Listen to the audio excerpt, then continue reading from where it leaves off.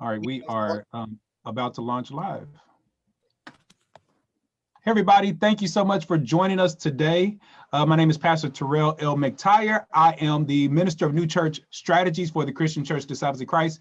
You already know that because you're on the New Church Ministry Facebook page. We love our Facebook community. Thank you all so much for joining us. As you're coming in, we want you to put in your questions, your comments, and all of that.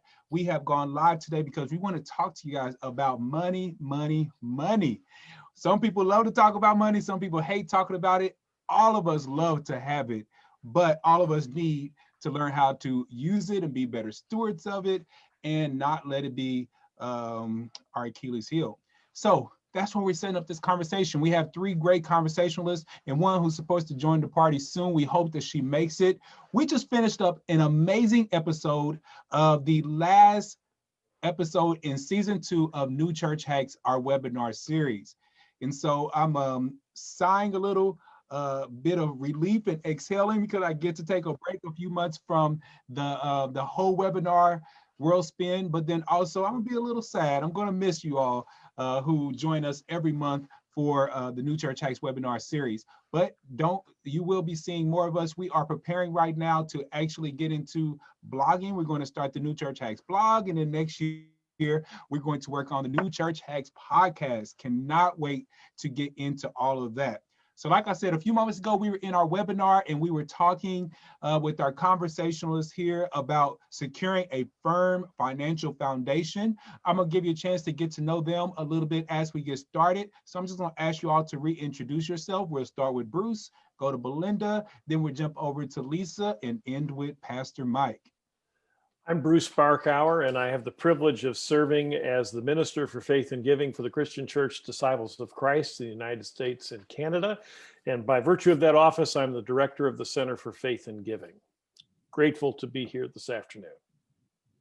Hello, everyone. I am Belinda King, and I serve as Vice President of Disciples Church Extension Fund, and I also serve in the capacity as a zone advisor for building and capital services through 9 different regions. Hello, everyone. I'm Michael Mather. I'm pastor of Broadway United Methodist Church in Boulder, Indiana, and I'm glad the disciples let me in here. We love our Methodist brothers and sisters. And Lisa. Good afternoon, everyone. I am Lisa Pilot. I am a church manager for Hope Central Church in Jamaica Plain. I also do bookkeeping and accounting for other churches and nonprofits, specializing in technology and integrating technology into bookkeeping and accounting. Great. Again, thank you all so much for joining us. We just had this fantastic conversation during our webinar about securing a firm foundation. New Church Hacks is not just focused on new churches, it's also focused on established churches that are looking to try to do new things. And so each of you gave a group of hacks of some things that were really invaluable as that you thought were necessary when building a firm foundation in the area of finances. I'm gonna put you on the spot and make you do the impossible because each of you had about 5 to 7 hacks. And Lisa, you didn't have any hacks. So I'm gonna have you create one here in a few moments, give you some time to think about that. Each of you choose the hack that you would say is most important, that you absolutely need to say. If you could not have said anything else, which one of your single hacks was probably most vital? Let's see, to whom should I begin? Bruce, why don't you lead us out, my friend, since you're muted? It was kind of like you had your hand down and looked away and didn't want me to call upon you, but. Yeah, caught me. I'm going to say leadership.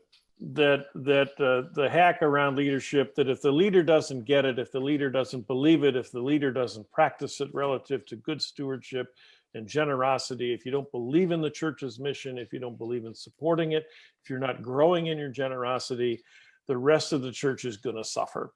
And that leadership is a concentric circle. It starts with the pastor and pushes out into the disciples' way of looking at things to the elders, and then the diaconate, and then the rest of the church board, and then your Sunday school teachers and your volunteers, and it pushes out in concentric circles of challenge and mutual accountability. If you can do that, you've got mustard seeds that move mountains.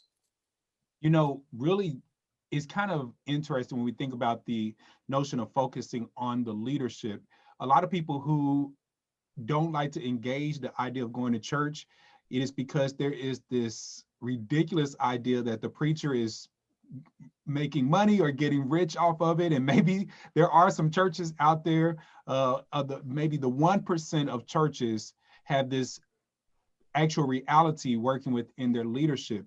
In my experience, a lot of times the leaders are the primary givers, the ones that are giving the most. And especially in church planting, that founding leader is oftentimes the most sacrificial person in pouring in financially and also with energy. So for you, would you say that the leaders should be expected to give more, less, or about the same as everyone else in the ministry? Well, for each of us, we're giving according to our capacity, to what resources we have and the way we've been blessed. So you can't look at a number, right? What we talk about is equal sacrifice, not equal amounts. But so I guess that's the way I would answer that. That the core leadership sets the bar and models the practice, and then you invite everyone else to join you in that.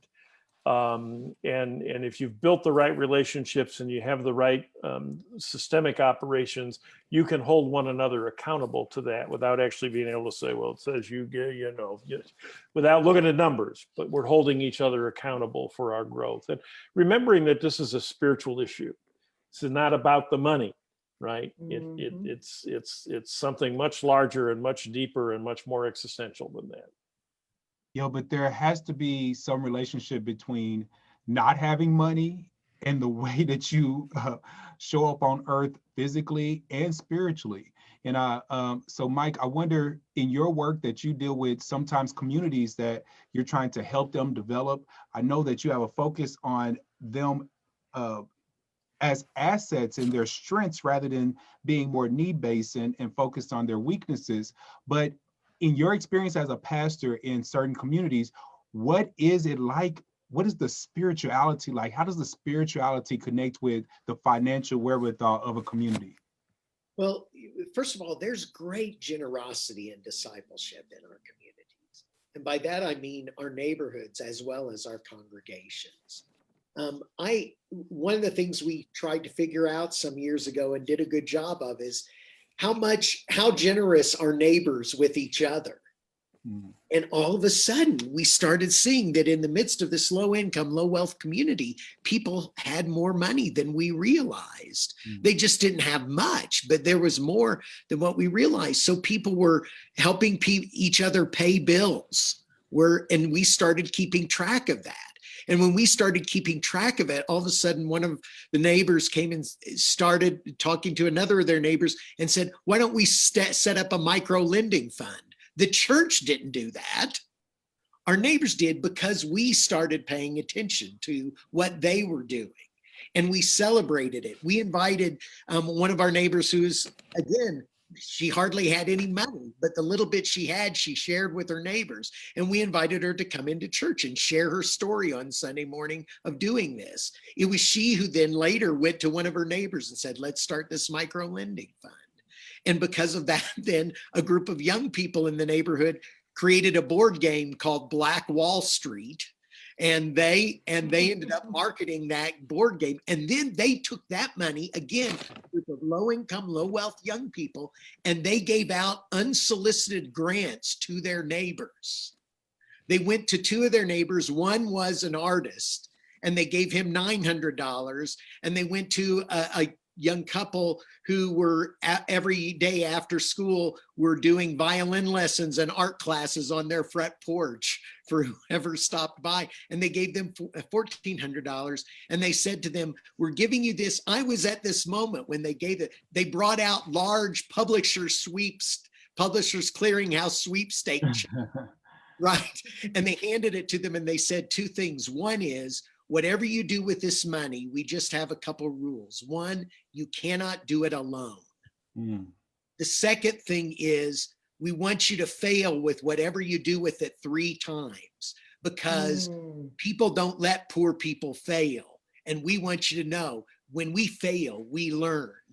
I mean, it was mind-blowing to me, the generosity and philanthropy and discipleship, active, present discipleship going on in the lives of people that we had often thought before, oh, we have to go disciple these people, rather than it's present here. You know, we have what we call a realized eschatology. God is doing this stuff in the lives of these people right here, right now.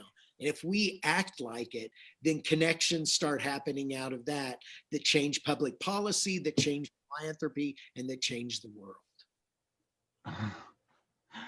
Wow. Okay, Belinda, you're gonna have to follow him up. Why don't we shift I gears? know. We're gonna shift gears for a minute. Give us your number one supreme hack. Pastor Mike, thank you so much for that. My number one supreme hack, as Pastor Terrell says, is ministry and finance partners. You have to have your ABCs. So what are ABCs? That is your attorney, your banker, and your CPA accountant. Okay, so we talked about this a little bit during the webinar, but what do we do with this idea that a church, whether they are new or old, cannot afford to hire an attorney, a banker, or a CPA, an accountant? And one of the things is, first of all, with attorneys, all attorneys give back several hours pro bono, whether that's to an individual congregation or whether that's to an organization or a nonprofit. And so I would check out attorneys in your area to see if they're willing to do that. Often churches don't have to use attorneys as much, but you definitely should have an attorney in place when you do need one. As far as bankers, that's at your fingertips, from being in your local banks where you have your local bankers talking to them each and every day. Also, you have a wealth of bankers within Disciples of Christ, Christian Church Disciples of Christ, from Disciples Church Extension Fund is your banker, Pension Fund is your banker, Office of General Ministry and President is your banker, Center for Faith and Giving with Bruce Barker is your banker, as well as Christian Church Foundation. And so we offer many resources to our congregations. And so you have free access, if you want to say, to us. And then, of course, your CPA accounting. I always say it's better to pay than to pay later. And so that is one of the people that you may have to pay for. But it will save you down the road. And the biggest thing that churches actually have, and nonprofits as well, have problems with is payroll and payroll taxes, and not paying those or calculating that properly. They do that on their own, and they get into taxes, liens, and things like that because they have done it incorrectly. Then you jeopardize not only your space or building or facility if you have, but your assets as a church, whatever that may be, when you owe the government. You never want to owe the government. Wow. Well, I think that flips right over to Lisa very well. Lisa, tell us a little bit about some of the things that you do for churches, and then go ahead and give us your hack or your piece of advice that you always tell churches. Yeah, absolutely. And I love what Belinda said about the accountant and really investing in that. Also, the payroll company piece is so important. Churches don't need to do their own payroll. Payroll companies are very affordable. You can get payroll companies at extremely low rates per payroll cycle, and they'll take care of all your payroll taxes as well as your 941s. Highly recommend that. So what I do for churches is I do bookkeeping, I do some accounting, light accounting. I'm not a CPA, but I also do the management piece of the church, where I bring in and I partner the community and utilize the space in the church building itself for rental income. So I spend a lot of my time really partnering with the community and finding people who really match the mission and the values of the congregation and the church leaders. And I match up those two to create really great partnerships to make more money for the church through rental income. That's a big part of what I do. As far as the accounting and bookkeeping part, my biggest hack would say, if you can get yourself a good bookkeeper that can get your finances to be transparent, it is so, so important that everyone in your church knows exactly what's going on at all times with no question. There should never be a question about what's going on with your finances. And it's not difficult to do if you find the right people who know how to bring your church up to that sort of level of transparency. And a lot of that is bringing everything online. Oh man, you said a couple really good things. Let me think here. Earlier today, Bruce and I were conversing about never did we think we would be in a situation as the church of every single church abandoning their facilities at the same time. You know, so now we all are we've been saying for years that the church is not a building, it is the people. And so we have this moment where it's like, okay, is that really true? Let's see how true that really is. But we are in a situation where now, as we are thinking about going back into our facilities, it is a great opportunity to look at our facilities, how they can be more of a blessing than a curse. Because a lot of churches are trying to figure out how to continue to maintain the maybe the deferred maintenance of that facility, or being able to take on the utilities that are involved there, and are not always completely utilizing it to its maximum potential. And I know, Lisa, you have helped churches make those connections with the community. How can a church view or use their facilities more as a blessing to the community rather than a curse? Yeah, that's great. That's a great question. If you sort of create the atmosphere within your congregation and your church community as your church building being a community building, and if you have folks looking at your church space as a community building, that word gets out to the community at large, and then you'll start to get interest coming to you. You'll start to get people knocking on your door saying, you know, I heard that you have an extra room available here or here. I'd like to bring my, you know, my one-on-one maybe voice lesson here. And if your church community is into the arts and the music, then that would be a good match for you. If that's not such a good match for you, maybe you have a huge parking lot and you want to open it up to the parking apps, Zipcar or Spot Hero, and you start, you know, building relationships within your community that way. Again, whatever works for your particular congregation falls in line with your community. And once you start that process, it just sort of folds on itself. Yeah, great. That's any other comments thinking about using our buildings as blessings? One thing I would, oh, go ahead, Mike. No, you. Well, one thing that I think is important is, like, if you've got a gymnasium type space and you're using it for basketball or whatever you're doing, you've got to encounter the people who are using the space. You don't want to just be a landlord and collect the check.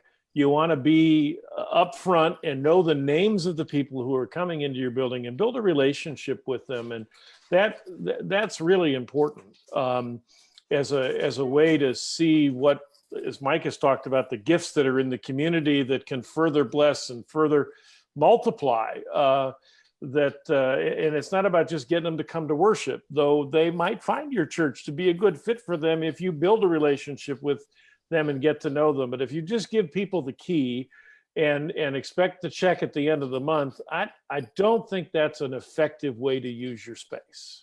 Well, I think I want to build on that a little bit. So one of the things we did practically about that in Indianapolis at Broadway was that we built into the building superintendent's job description that she had to throw 2 parties a year with the tenants of our building and our parishioners. So that at least 2 times a year, we were just having a good time together, getting to know each other, which is where real things happen, much more than in meetings. I'd rather be at a party than a meeting any day. And it's funny, Bruce, that you bring up this notion of a key. But Lisa, I've heard stories of ways that you have helped churches not use the facilities, but the actual land upon which they are and their parking lots in innovative ways. Tell us more about that. Yeah, so a couple of things we've done, especially since this whole, pandemic has taken over, I've really put a lot of thought into how do we utilize our space without having groups of people in our space, and how can we maintain some sort of income when we've lost most of all of our tenants. So a couple of things that we do is we happen to have a lot of green space. We have a lovely yard in Jamaica Plain at Hope Central Church. And there's a Jewish community locally that does, I think it's called a shukah. I may be mispronouncing that, but I believe it's called a shukah. And it's an outside sort of structure that they build for their, and they have small groups come in and do like little dinners to celebrate their religion. And they use our space for that. So they come in, they build this structure and they use it for about 2 weeks, and then they take it down and they move on. Opening our space for gardening, for our neighbors to come in and make garden beds in this space was a great way to get community to come into the space, but there's no crowds of people, there's no groups. Using, again, the parking lot, there was a local construction going on and they needed a place to store their construction vehicles because it's an urban area. They couldn't just park them on the street. So we open up our parking lot and we rent that space to them. So it's about being creative and using your community and paying attention to what's going on in the community, and then inviting that into your community, your church itself. Those are great examples. I never will forget one time working with a church that was trying to transform and figure out what to do with its next place of life. And they said, Pastor, we have this problem that we keep having. We're trying to solve this problem. We haven't been able to figure out what to do with it. But we keep having these teenagers from across the street stand on our porch and use our Wi-Fi. And Awesome. I thought to myself, this is your problem? That you have teenagers voluntarily coming to your church. They may not be coming down, knocking down the door to listen to a sermon about Jesus, but you have teenagers coming. And so right now would be a perfect opportunity to set up your facilities as a hotspot for internet use. Everyone is really having to be more virtual, but not everyone has the ability to have internet in their homes. So what would that look like to even be able to set up a hotspot outside your church for people to come and be able to use the Wi-Fi? I mean, no one's using it right now and no one's using it 24/7 anyway. That'd be fantastic. What do you think about that idea, Pastor Mike? Well, so what I'd say is it provides even more opportunity than that, Right. because Right. we had young people showing up using the Wi-Fi at the church, and we got thinking, well, we should talk with their parents, find out what's going on. So their parents were like, we love you, but we don't have Wi-Fi here. And say, well, that's an interesting problem. We have somebody in our congregation who works for one of the largest Wi-Fi providers in the area. We have a big tower on our church building. So we went to the Wi-Fi provider and we said, if you go downtown Indianapolis, there's free Wi-Fi. Can you do that from our building for this community? And they were like, well, yeah, we could do that. We'll do that 3 years for free as a way to build a customer base. Well, we would have never even thought of that, right? If those young people hadn't been there. Anyway. Yeah, the answers are right there. Belinda, I wanted to give you an opportunity to answer the question about connecting and viewing your facilities as an asset.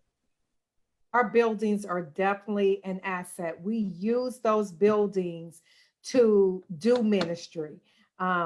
And so one of the things that a Disciples Church Extension Fund that we help congregations do is we go through what we call a building planning. And that is a service at no cost, but that is a service that helps churches to identify spaces in their entire building and to look at their building from, this is the ministry that I want to do. Now, does my space actually help me to do that?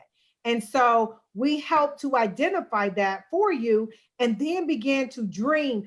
Oftentimes our churches are trying to do ministry in their facilities and they're trying to retrofit it. They're flip-flopping it. It's like, I can only do this ministry because this is all my building can do or can't do. And so we are having you to look at it differently. And what are the ministries that I want to do that our communities need? And one of the things Bruce had mentioned during our Church Hack webinar is getting to know your social services, knowing those people in your community, knowing what they need. That may be going to a school board meeting, that may be going to chamber council meetings, so that you can get to know the people and the needs that are in your community, and then meet those needs through your facility. Great. I mean, a lot of this to me, and I see you, Bruce, a lot of this to me just as a basis of imagination. Yep. You know, if you can imagine it, it can happen. Bruce, what would you add to this conversation? Well, one of the things when we recommend churches do a narrative style budget, and one of the things that fits into that is your building. And it's how you learn whether or not it's a property expense or it's a platform for mission. Because as you begin to look at what's happening in our building and what are the associated costs with that, I mean, the custodian, toilet paper, insurance, light bill, I mean, they all factor in. Is it just supporting us on Sunday morning and in our youth group on Wednesday night and choir practice on Thursday, or is there more happening here? The narrative budget lets us see those costs spread across mission and ministry. And it's an eye opener. Some churches learn, wow, I had a church in Kansas City learned it was doing the equivalent of $250,000 worth of 12-step programs when they figured what the cost of their square footage was to rent if you were in their community to use it. The value in 12-step programs alone was $250,000 to the community around them. That's a great eye opener, and it helps you see this is space we're using, the community is using, we're leveraging it for ministry. And so I just think that's important, that idea that it's a platform for mission. And so you do the assessment. How well are we using the facility? Mm-hmm. I just think that's real important for churches to do. You know, Bruce, do you know there's a tool available through Partners for Sacred Places called the social value tool or something that calculates per square foot the way a building is used, and you can use that in applying for funding and stuff, and it's very helpful. It is. The other thing too is to look at what do your volunteers do if they're not just in your church, but you send them out into the community in that Matthew 25 sort of understanding, to work with the homeless, to work with the hungry, to work with the sick, to do, there's a value to a volunteer hour in your community. You can Google it and figure it out based on where you live, what that's worth. And I encourage churches to include that in understanding what mission they're providing to the community. We have a lot of smaller and sometimes older congregations that think, well, we can't do anything. We don't do anything. And they discover that through their building and through the volunteer hours they're providing in the community, we really are making a difference in our community. We're putting this much value in to the community in which we live. And that's a way to build energy and awareness that then lets you do all these other imaginative kinds of things. Yeah. One of the churches I used to pastor that I started, we got to a point in our service where we almost did not have to take offering, because we got the members or the participants used to giving in either a recurring way or online. And so the giving portion was not something that needed to be just a part of the program of that Sunday morning service. And we were able to do that because of technology. So that was several years ago. And I've always talked to churches about how important it is to engage technology when trying to do every single aspect of ministry, specifically even giving. And sometimes I visit churches and cannot give because I don't carry cash. All I have is an opportunity to swipe my card. And if they can't do it in that way, I missed an opportunity to sow into that and missed a stewardship opportunity for myself by them not being able to have electronic giving. Technology is so important. It was important pre-pandemic. It's definitely not going to go anywhere post-pandemic. And Lisa, you mentioned a moment ago about technology, but when we're engaging, whether you're a new church or you're trying to figure things out, is technology expensive, or are there ways that we can engage technology that will help us that doesn't cost so much? Yeah, there's so many different things that we can do now that is really, really not expensive at all. And, I was just listening to some of the conversation. And one thing that popped into my head was getting your mission and your church out into the community and getting your community to know who you are is so easy to do now through social media. Right. And if you find the right people who know how to use social media, it can almost be free. And really, that's what gets the community to know what your mission is, where you are, that you're doing well, you're still okay, you're still meeting, maybe not in the building, but you're still very active in the community. The use of things like QR codes. Everybody is getting used to these QR codes now because that's what menus are using. So you stick a sign on your front lawn with a QR code. And when people walk by, they wave their phone over it and it goes right to your webpage. And it says, this is who we are. This is what we're doing for our community, in our community. It's using Facebook, using Instagram, all of these different social media tools that we have available to us are really, really easy to use for the people who understand them. And it's the best way to get really out into the community electronically, technology wise.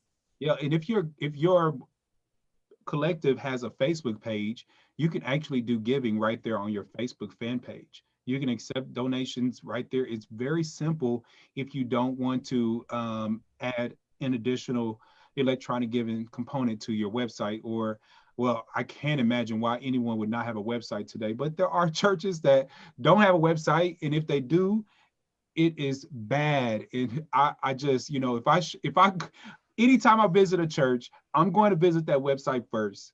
And that website tells me if I really want to actually visit that church or not.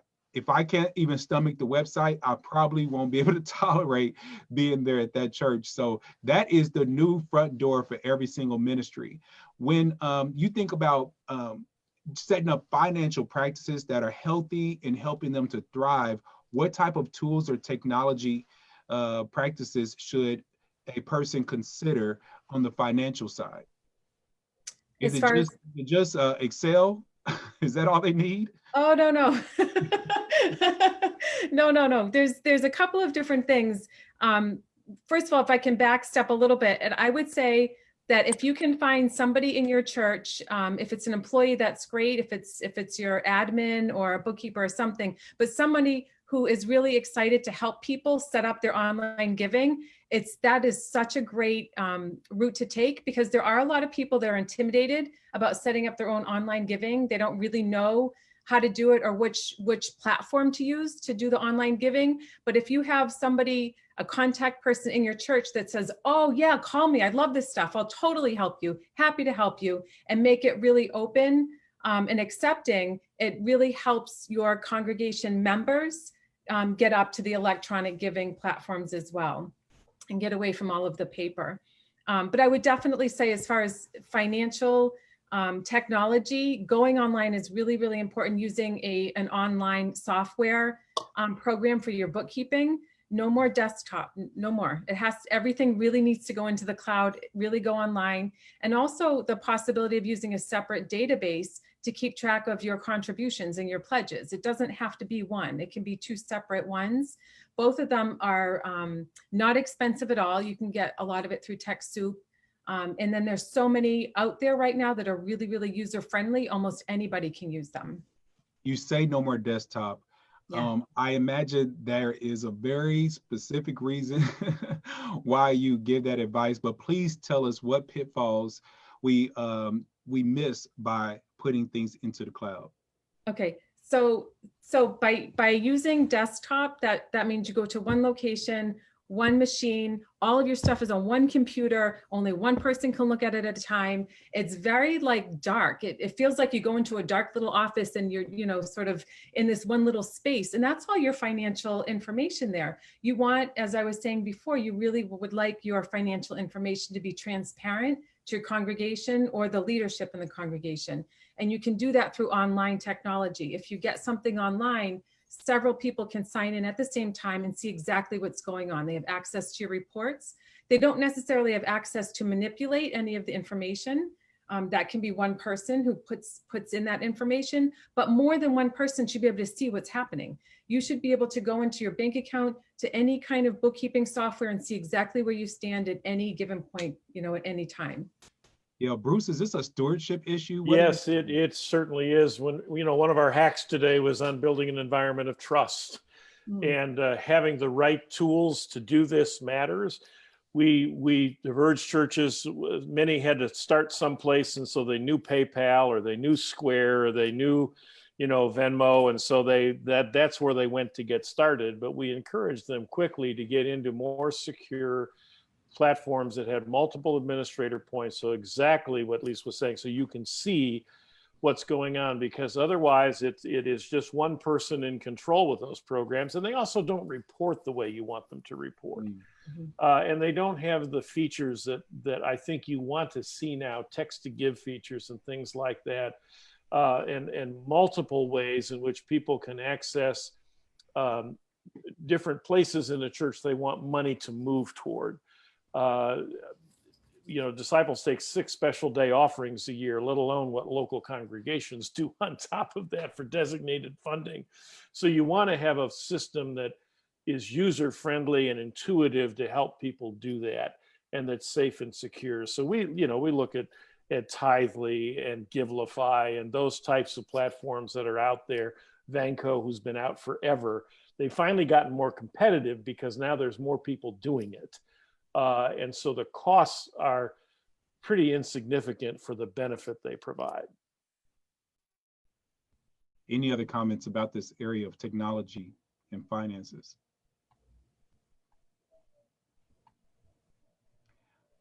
All right, so you all have given us your hacks. We've thought through some of these different areas that you have suggested to us. I would like to give you a little bit of a challenge here. I'm going to say a scripture, and I'd like each of you to give us your relationship, your exegesis, whatever you would like to get into relating to this scripture. And Pastor Mike, I'm going to start with you. It is Proverbs 21:5. The plans of the diligent lead to profit, as surely as haste leads to poverty. What does that scripture mean to you? Oh, how about that? I guess the immediate thing I think about is how people often come into low-income communities and want to offer budget classes because they think people there don't know how to handle money. People who don't have money know how to stretch every single dollar a whole lot better than I do. Mm-hmm. And so when I think of this, I think that this is often looked at and seen as a look at what causes poverty, rather than a fact that what the generosity that there is within poverty, that there is something there, that abundant life and the abundant God that we were talking about previously. So that's what I think about when I think of that. All right, and I'm going to let you choose who's going to respond next. Belinda. All right, I'm the next contestant. So when I see this scripture, I look at and see planning. Those who plan and make a plan and follow that plan and look at, and that plan entails what works, what doesn't work, what could happen wrong, what could happen right, leads to profit when you plan. When you hurry up and try to do something, the first thing I thought about haste leads to poverty is really from a building perspective, because when churches rush to build something or purchase without really planning and looking at what do we really want within our building and who are we called to serve, it leads to poverty because they end up in buildings that are not fit for their ministry and end up becoming basically an elephant in the room for them because that building is too big. So that's kind of what I thought of when I saw that scripture. All right, and who would you like to go next? I will have my friend Lisa go. When I heard that scripture, I think the first thing that actually came to my mind was around class and race and the conversation of finances among the different classes and different races and how different that is. And it seems to me that it's really important to take your time so all the classes and all the races understand your financial plan and your direction. Because I think that classes really do look at finances differently. And if you don't make it clear and understandable for all classes and all races, then that would surely lead to poverty. Interesting. And Bruce, you're next, my friend. I'm batting cleanup here. I kind of was thinking of Paul, who, since we're doing this on financial wellness, et cetera, who the end of 1 Corinthians, the letter there says in chapter 16, set aside on the first day of the week, right? So you will, there's this planning, there's intentionality in the gift of giving, whatever it is we're giving, there's an intentionality to it. And he plays that out then in what we call the second letter to the Corinthians in chapters 8 and 9 about the partnership and the way in which he raises money for the Jerusalem church, right? That he challenges the Corinthians to be as generous as the Macedonians. and it's kind of a little poke with a stick, right? It's, you don't want to be outdone by those folks, do you? But there's a planning, there's an intentionality that leads to an objective. In this case, it was the great collection to relieve the saints in Jerusalem of the extreme hardship that they were under, and seeing that as partnership that was created by the relationship in Jesus Christ. The Greek word is koinonia, that this partnership that was forged, and there was an intentionality in the way in which it was collected, the way in which it was received, and the way in which it was to be given. And so when we're thinking about this for the church, that's where I would rest on this. The whole financial thing has to be done with intentionality. Mm-hmm.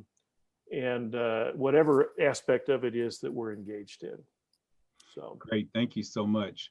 I'm going to ask Lisa to answer one of our questions from Facebook that asks, how do you track in-kind giving? That is kind of tricky through the software that's available to us right now. I haven't found a really easy way to do that through the software programs. So in-kind giving probably would be best on a separate document, whether it's a Google Doc or an Excel sort of spreadsheet, unless it's extensive. And once it becomes really too big to manage on a Google Doc or Excel, you can put it into QuickBooks. There are ways to do it, but it's not that easy. Okay, thank you so much. Loved ones, thank you so much for our time that we've spent at the after show for our webinar series. This is the last one that we're going to do in 2020. We're going to come back in 2021 with a whole new set of amazing hacks to offer the community, to offer our siblings. As we go, I would like for people to know how to get a hold of you if they want to learn more about what it's like to be the type of pastor that Pastor Mike is, what it's like to have the heart of stewardship that Pastor Barkauer does, what it's like to understand facilities and finances and investment the way that Minister King does, and what is it like to manage and help churches better connect with their community like Minister Lisa does. Please help us understand how they get a hold of you. Bruce, Mike, Belinda, then Lisa. All right, centerforfaithandgiving.org is our website. My email is bbarkauer, B-B-A-R-K-H-A-U-E-R @disciples.org, or my cell phone number, 317-238-9600. And I want to talk to you about what's going on with your church and stewardship. My email address is Mike D as in dog Mather @gmail.com, Mike D Mather @gmail.com. My phone number is 317-696-5699, and I'm happy to talk about darn near anything, which I think was clear today. And you can reach me at BKING at disciplescef.org. My contact telephone number, which goes to my cell phone, goes to my emails, and goes through my desktop. It's 317-713-2514. And you can also visit our website at www.disciplescef.org. And I would love to have conversation with you about everything about your church. We can help you in your entire church cycle. You can reach me through email. My email is lpilat, my name, lpilot, bookkeeping@gmail.com. You can text me or call me, 617-800-5995. I'm a total geek about this stuff. I love to chat about this stuff. I love to talk about building, rentals, transparency, bookkeeping, all of that kind of stuff. So definitely shoot me a text or a call or an email. Thank you all again for this time that we have spent to talk about how to deepen and how to create a more firm foundation for finances. This has been a very rich conversation. We appreciate you. Listen, we have taken recording of this time together. We're going to post that onto our landing page for New Church Hacks at newchurchhacks.com. If you want to connect with New Church Ministry or see about any of our upcoming events or even some of our previous episodes of New Church Hacks webinar series, go to newchurchhacks.com or visit newchurchministry.org. If you want to get a hold of me, we are on Facebook, Instagram, Twitter. You can email me at Terrell, Terrell, at newchurchministry.org or text me at 317-593-5323. It has been my pleasure to serve as your Minister of New Church Strategies over this past year and to help bring you amazing and sometimes even peculiar hacks to help you strive as you start and sustain churches. We love you and continue to pray with you. If you would love to pray with us, we have an amazing prayer ministry called Water the Plants, and we pray every Tuesday morning and Thursday night. We'd love for you to join us. Just go to our website, click on services, and then click on prayer, and you can learn how to sign up for that, or go to or text us at 97,000 Water the Plants, and we will be sure and join you in with the 1,000 intercessors that we have focusing on the New Church Ministry of Prayer. Thank you to all our conversationalists and all of you who have joined us today.